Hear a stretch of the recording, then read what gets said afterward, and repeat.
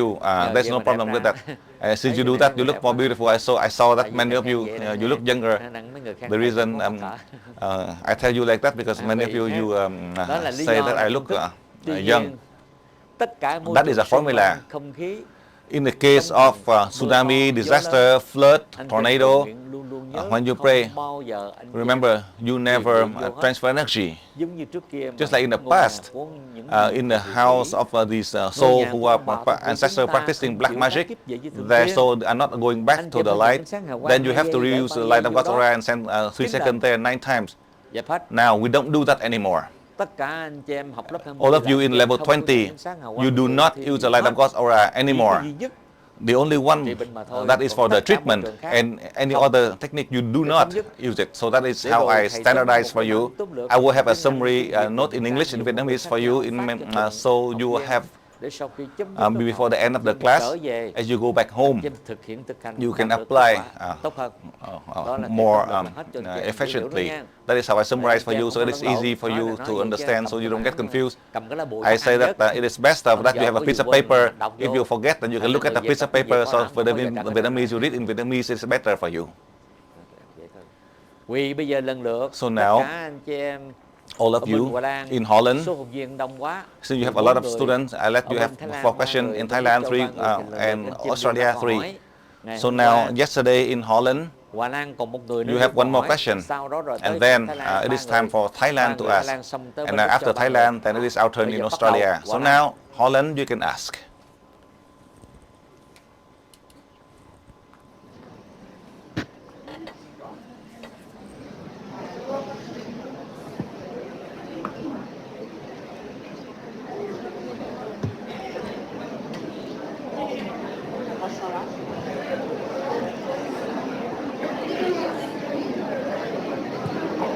Alô?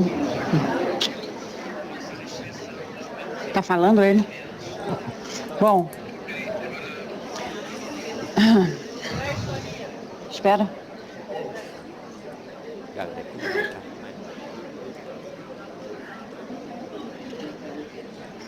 Posso? Querido mestre, viemos do Brasil e agradecemos profundamente a oportunidade de estarmos aqui no nível 20. Agora eu tenho 3 perguntas. O senhor nos disse para nos unificarmos com a sua I have 3 questions. You said to us to merge with your soul, and for the understanding of this new 101 soul. Can you tell us more about this 101 soul? We receive her completely at the end of level 20, or we will receive it little by little. If I'm in the street, can I merge with the people that I find in my way? About the Iwi water with the salt and sugar that we drink instead of the common water. How do we do the merging? Thank you, Master. We are a group that came from Brazil, and we thank you deeply the opportunity of being here in level 20.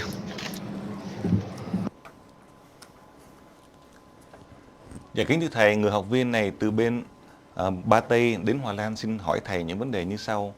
Vấn đề thứ nhất, khi chúng con hội nhập với linh hồn của thầy, thì trong cái trường hợp này ở lớp 20 thì chúng con sẽ hội nhập với 101 cái linh hồn. Thì khi chúng con hội nhập với 101 cái linh hồn như vậy, có nghĩa là khi chúng con hoàn tất cái lớp 20 này sẽ có 101 linh hồn hội nhập với chúng con, hay là từng cái linh hồn một, từng giai đoạn hội nhập với chúng con.